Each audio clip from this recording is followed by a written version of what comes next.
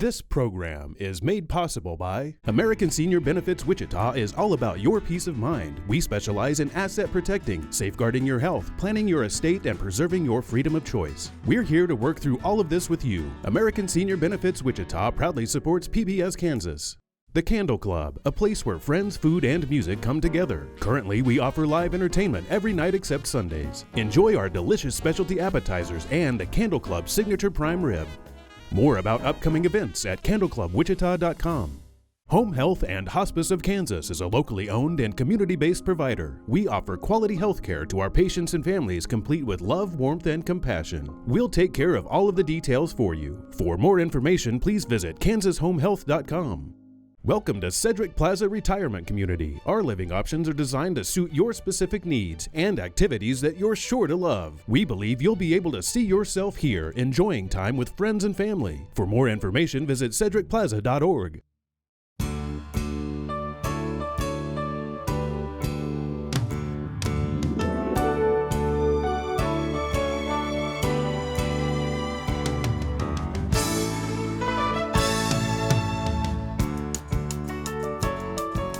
Welcome to Empowering Seniors. I'm your host, Catherine Ambrose, and today I'm with Dr. Charles Kissling. Chuck, thank you so much for agreeing to be on the show. Very happy to have you. It's my pleasure. So, retired optometrist. Yes. And a new author. So, Yes. Your book came out in March, and the name of your book is? Lessons from a Life Lived. Very good. Today we're talking about legacy. This is really incredible to write a book to reflect on your life, things that you remember from your family. So let's talk a little bit about your family history and some of the things that have inspired you in your life. When I was 4 years old, we were visiting my grandfather on his farm, and a tragic accident occurred that affected me the rest of my life. And so what I have done in my memories was collect the memories of that accident and the few memories I have of my grandfather, because he died shortly after this accident. He spent his whole life living on a farm, and not having running water, except the time period when he was in World War I, and he was in France fighting, and I have a whole collection of letters that he wrote home from that. So between those letters and my few memories of him, that's all I have. I never spent time with my dad asking him to tell me about his dad. My dad was an only child. His mom had 4 sons, but my dad was the only one who survived birth. And so my grandfather, I have so little of my memories of him. And as I was reliving these memories in my mind, I found myself saying, I hope that my grandchildren remember more of me than I remember of my grandfather. Mm-hmm. And that came to be a big push for me in writing my book and trying to tell my stories. While I wanted to tell stories about the lessons that I lived and learned, and I wanted the lessons to be the important part of the book. By necessity, part of it is about me, and it's about the legacy that I have left for my grandchildren and for all who come after them, I think, so that they perhaps will know more about me than I know about my grandfather. I remember visiting my grandfather in the summer of 1957. When we arrived, the first thing he wanted to do was show us what he had done new on the farm. He had gotten to the point where he was tired of pumping water. Every time they needed water, he would have to carry a bucket out and hang it on the spigot of the hand pump, and then he would pump until the water was full, the bucket was full, and he would carry it inside and dump it in the sink or dump it in their wash basin, wherever they needed it. He had gotten to the point where he thought there ought to be something better. we arrived, and he took my dad and I to show us that he had put a motor on the pump so that he did not have to pump anymore. And he hung a bucket on the spigot of the pump. And then I can remember him. This is one of the few real memories that I know I have of my grandfather. I remember him reaching overhead and plugging two wires together. Mm-hmm. From that point, I don't remember what happened. I am just told. Grandpa and my dad watched the water come out of the pump without my grandpa pumping. The water was coming out of the pump. I, however, reached out and I grabbed the belt that was running between two pulleys between the motor and the pump. And it pulled my hand through the pulley, knocked me on the ground, made my hand a bloody mess. It was mangled, cut off the tip of one of my fingers.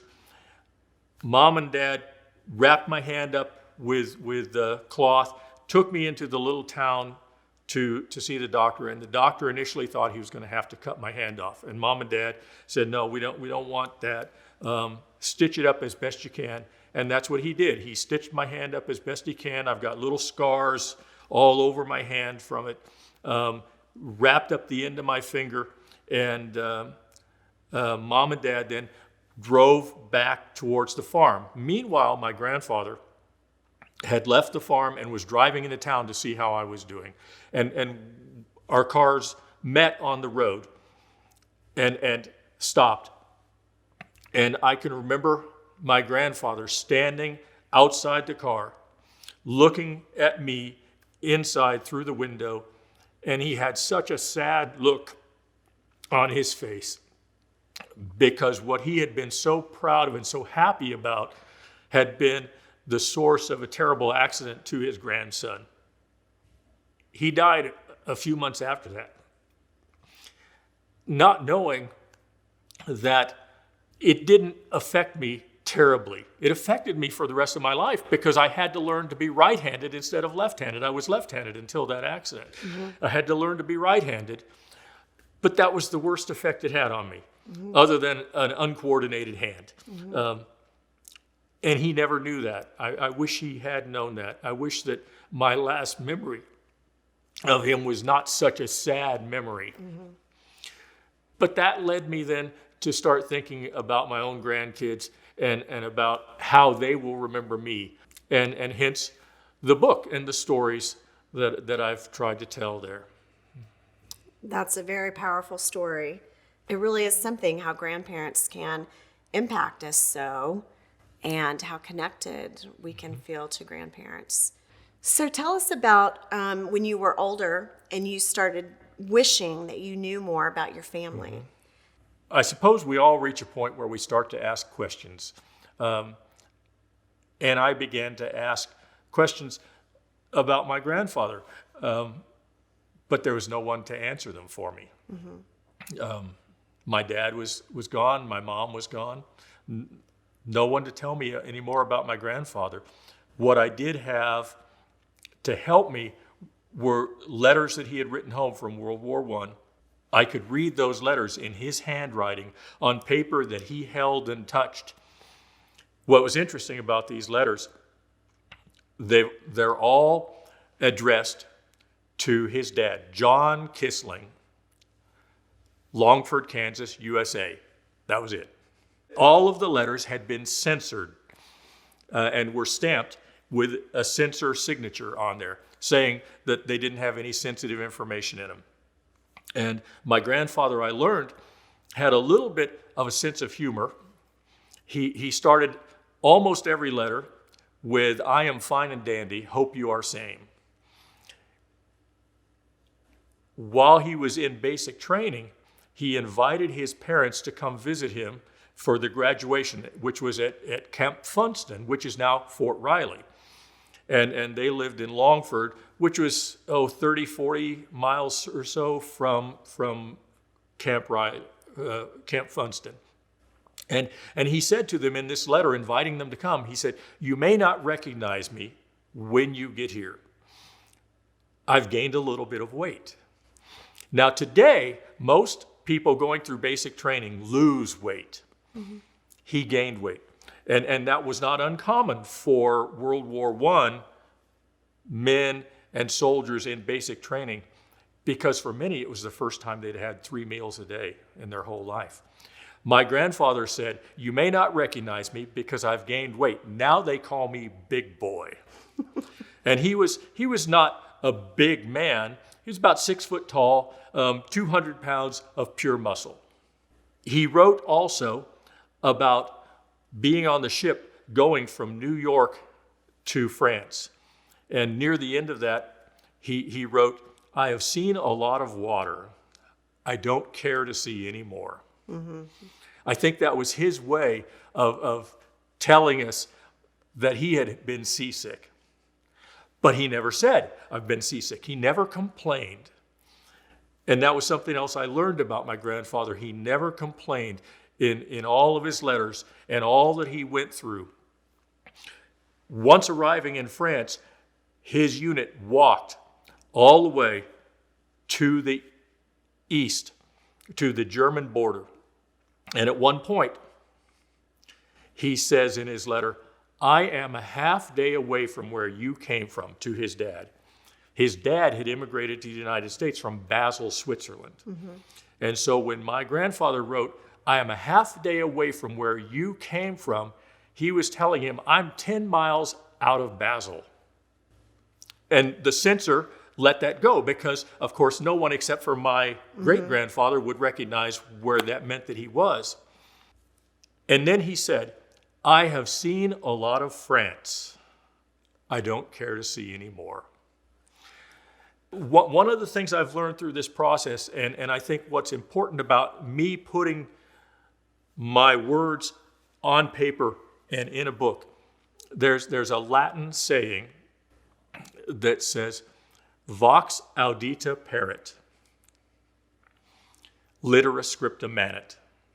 And that means the heard voice perishes, the written letter remains. Perfect place to end that, because we're going to go to Debbie Trevette. She and I are going to talk about some of the other ways, other than writing a full book, other ways that you can write down some of your memories for yourself and also for your family, for your loved ones, and just keep those memories so people have those stories. So we'll go to Debbie. And we're here with Debbie Trevette, my friend who was on the Empowered Senior Series seminar panel a couple times last year. Mm-hmm. And I brought you on today because our very first seminar in January, you mentioned a memory jar, and that ended up being the most talked about tip from January. And then we brought you in December to visit about that again. That's not really your expertise. That's just something you threw in and has become a fun thing to talk about. So tell us what you do in real life. Okay. In real life, I'm a nurse. I've been a nurse for nearly 35 years in the Wichita community. The last 10 years has been focused a lot around, and I don't use the word seniors a lot or geriatrics or elderly. I use the seasoned, mature, experienced population. Okay. So, I've worked with watching the transition from in-home to independent living, from in-home as a director of nursing and assisted living. Mm-hmm. And also one of my current roles with my company, I do in-home services where I spend a good hour of time with people. And during this time, what I've come to realize is just the loss of memories. There is a loss of wisdom transition, there's a loss of memories, and the word that we refer to as legacy. So often when I sit and I talk with individuals, when I do foot care, when I'm doing foot care in the home, the greatest gift I give them is just to listen. And the stories are phenomenal. Mm-hmm. But what I find out often, I'll say, is that written somewhere? Not too long ago, I was with a gentleman, and it was close to end of life, and I had revisited a story we talked about, a few visits ago, and I said, I still remember when you told me this story, and his daughter was there, and she said, I've never heard that story, Dad. And it just makes you realize how much that we lose if we don't write things down. On a personal note with that, my father died when I was fairly young. I was 28 and he was 47 and an only child.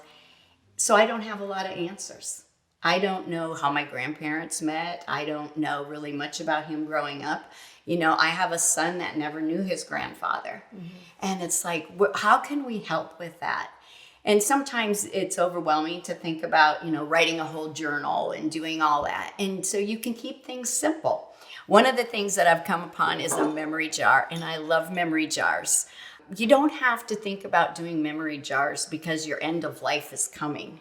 We're making memories today.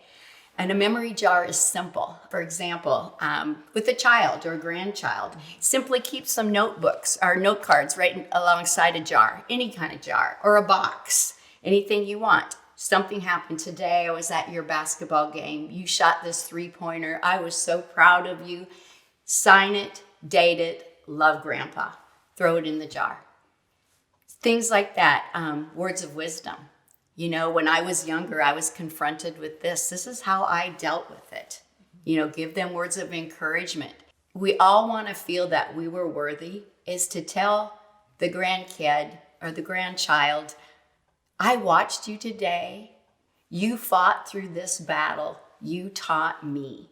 That you actually, no matter how young you were, that you had an impact on their life also.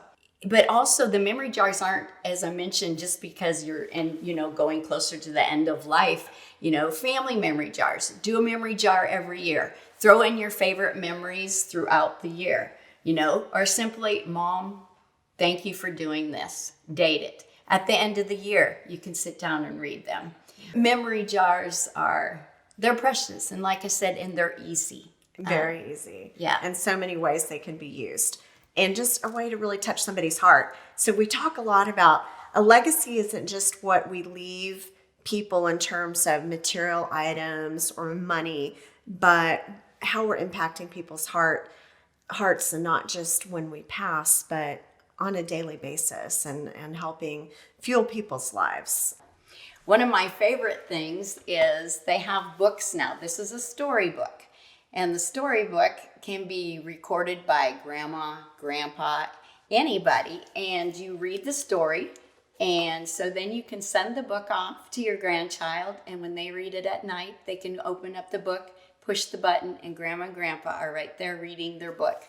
The other thing I've thought about with this, and as a mom, is I wish that I'd have thought about when my son was first reading, how fun that would have been to record a book together, when the words weren't quite there. What a memory to have that, and to give and for him to pass on to his kids and perhaps grandkids.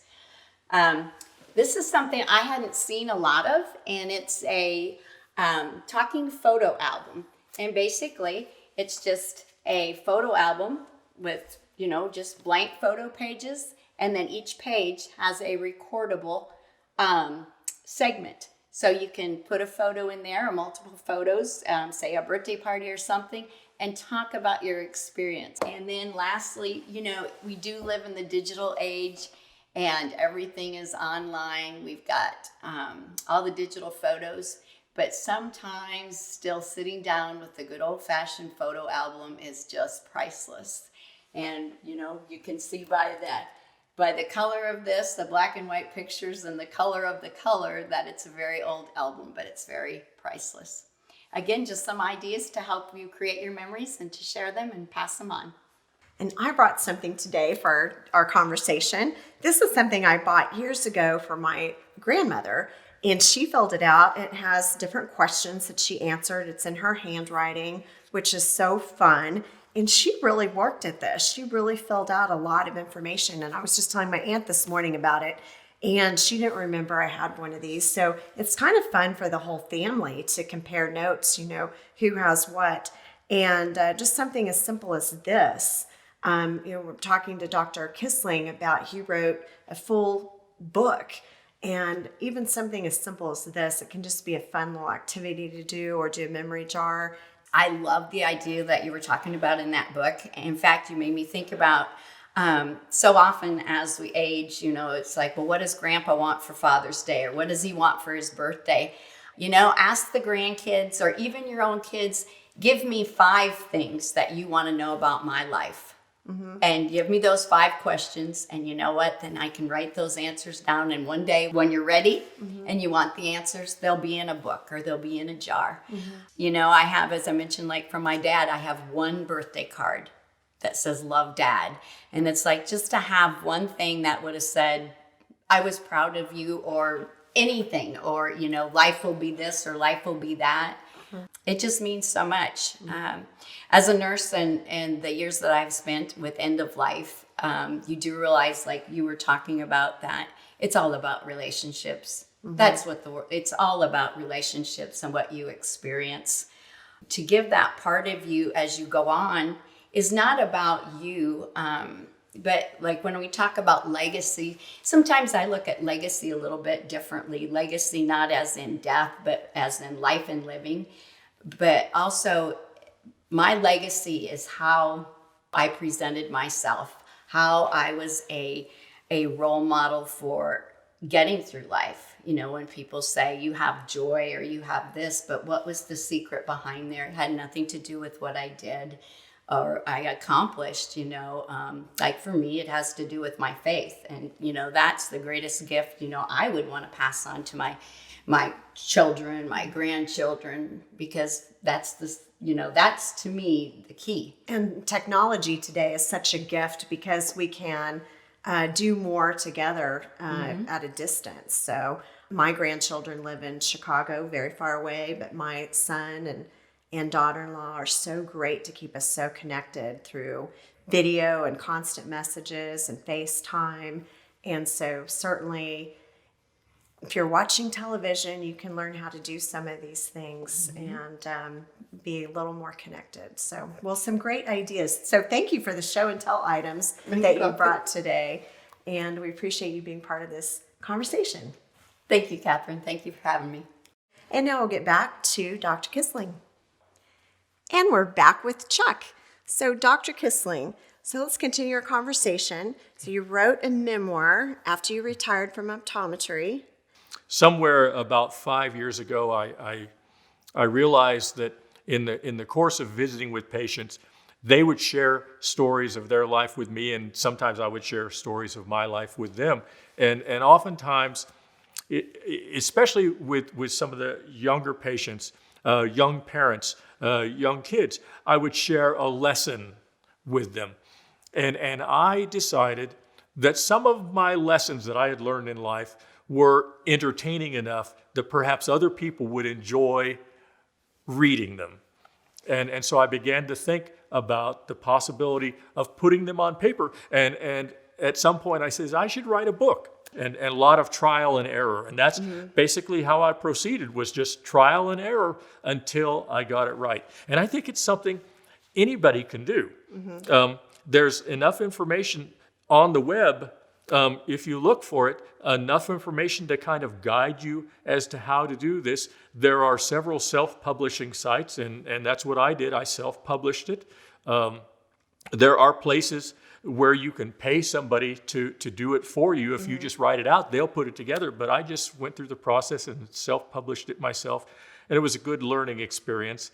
And it was good for me to go through the memories myself. And I think it put me a little bit more in touch with my grandchildren, how they may view me and how they view themselves, and help me to understand a little bit how sometimes they don't seem to be very interested in what's around them. Just like I'm sure I wasn't interested in what was around me, because it was not until later in life when I became interested really in asking some of the questions that I needed to ask about my family who had come before me, about my grandparents, where did they come from? And once I did get to the point where I had the interest, there was no one there to answer them anymore. And I hear that all the time, that people say that they wish they would have paid more attention when they were younger, or they didn't want anything from their grandparents' estate sale, and then they wish they would have taken this or that.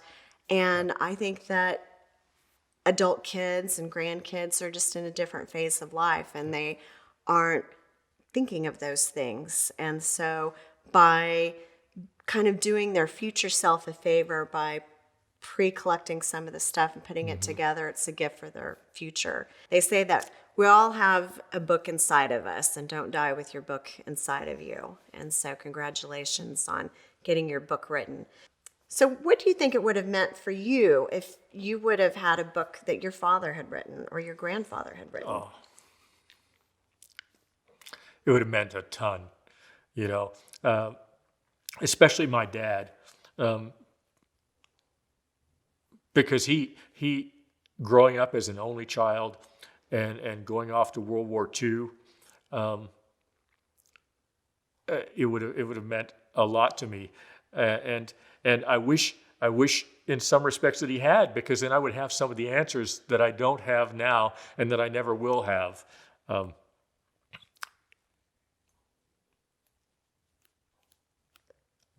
Yeah.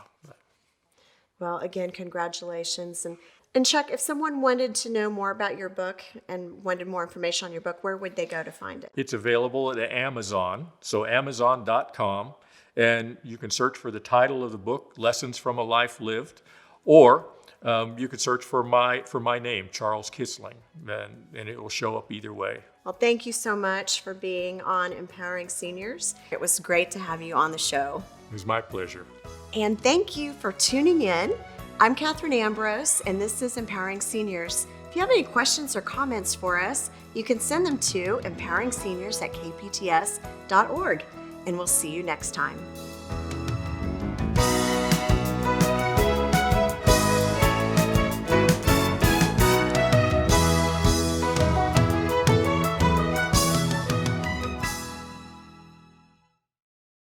This program is made possible by American Senior Benefits Wichita is all about your peace of mind. We specialize in asset protecting, safeguarding your health, planning your estate, and preserving your freedom of choice. We're here to work through all of this with you. American Senior Benefits Wichita proudly supports PBS Kansas.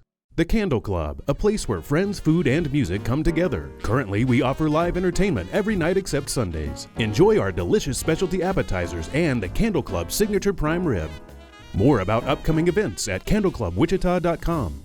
Home Health and Hospice of Kansas is a locally owned and community-based provider. We offer quality health care to our patients and families, complete with love, warmth, and compassion. We'll take care of all of the details for you. For more information, please visit kansashomehealth.com. Welcome to Cedric Plaza Retirement Community. Our living options are designed to suit your specific needs and activities that you're sure to love. We believe you'll be able to see yourself here, enjoying time with friends and family. For more information, visit cedricplaza.org.